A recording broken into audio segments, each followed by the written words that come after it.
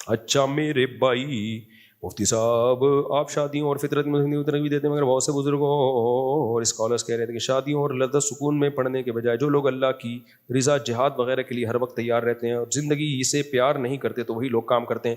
تو یہ سن کر سمجھ نہیں آتا کہ کیا کرنا ہے، کیا درست ہے. میرا کھوپڑا گھوم جاتا ہے، احساس کمتری ہونے لگتی ہے.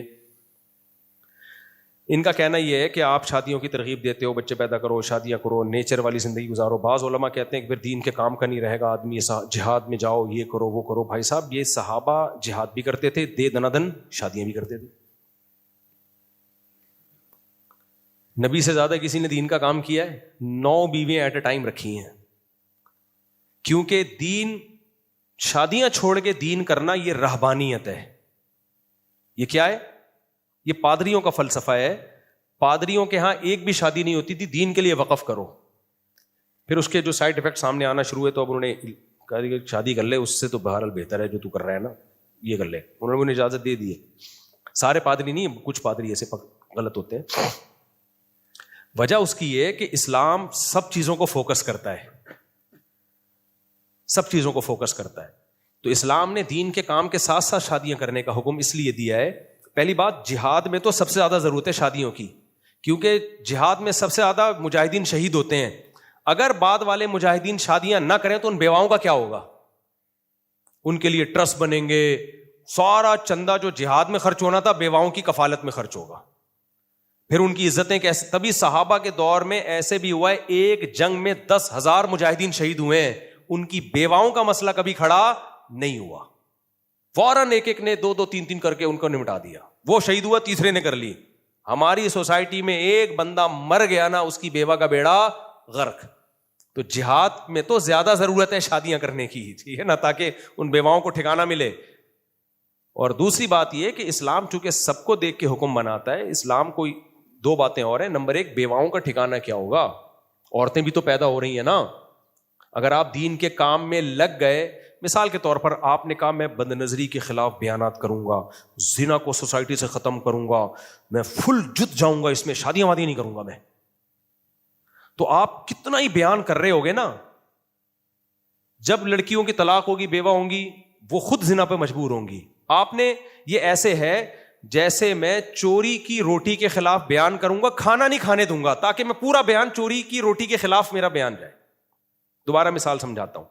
مجھے کسی نے کہا مفتی صاحب تندوروں سے روٹیاں بہت چوری ہو رہی ہیں، لوگ کھانا نہاری چوری کر کے بھاگ جاتے ہیں، لہذا آپ اس پہ بیان کرو کہ روٹیاں لوگ چوری نہ کریں. میں نے کہا ٹھیک ہے، میں اب شادیاں نہیں کروں گا، قوم کو چوری سے توبہ کرواؤں گا. میں سارا بیان میں کس پہ کروں گا؟ کہ روٹی چوری نہیں کرو.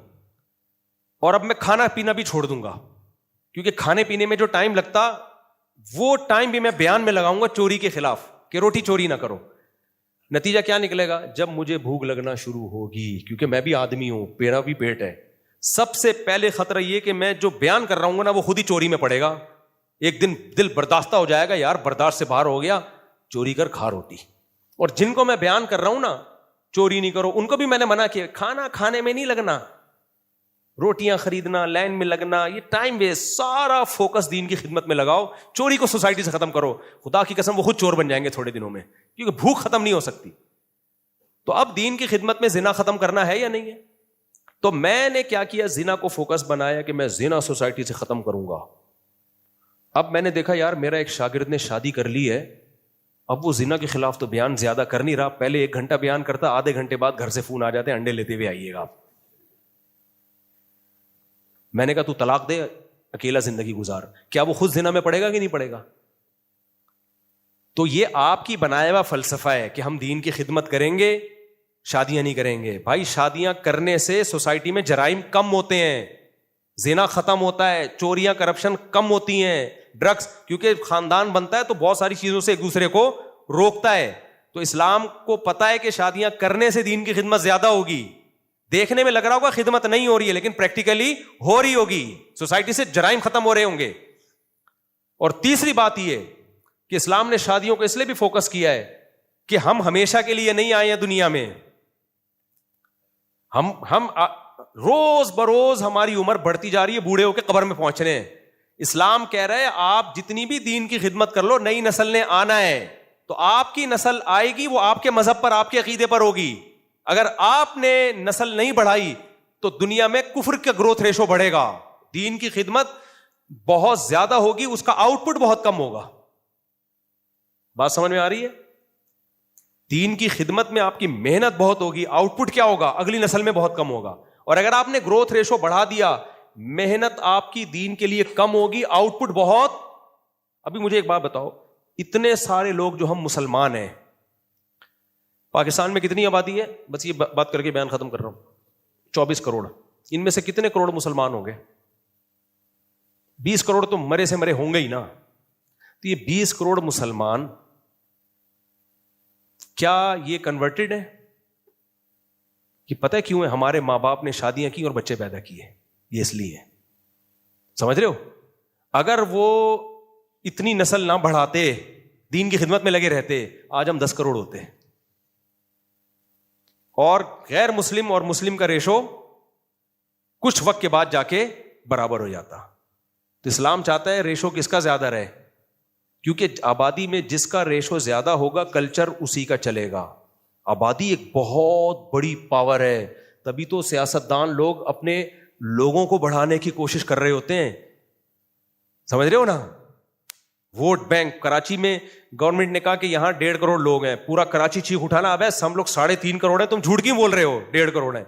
تو کراچی والے کیوں بتا رہے ہیں کہ ہماری آبادی زیادہ ہے؟ بھائی آبادی زیادہ ہوگی تو ہمیں مانا جائے گا کہ ان کے حقوق بھی کیا ہیں؟ زیادہ ہیں, ان کی پاور بھی کیا ہے؟ زیادہ ہے.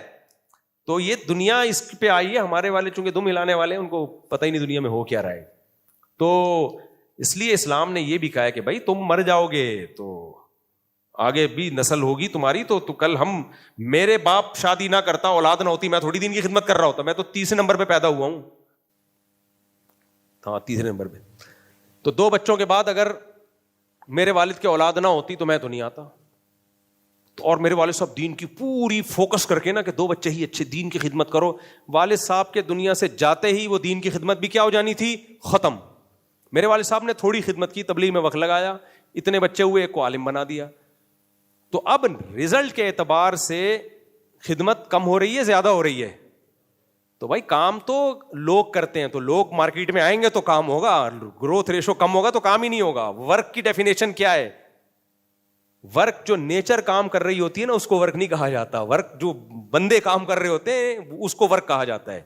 سمجھتے ہو؟ تو ورک زیادہ ہوگا تو فیکٹریوں کے پہیے بھی گھومیں گے, اور ورک کرنے والے گدھے گھوڑے ہوتے ہیں, انسان ہوتے ہیں. انسان ہوتے ہیں تو وہ گدھے گھوڑوں کو بھی صحیح استعمال کرتے ہیں. اگر انسان نہ ہو تو گدھے بھی اپنی مرضی سے جا رہے ہوتے ہیں. میں نے جنگل کے گدھے دیکھے ہیں, زیبرا جس کو کہا جاتا ہے, اتنے آرگنائز گدھے ہیں یار. چلو پھر یہ کبھی ڈیٹیل بتائیں گے.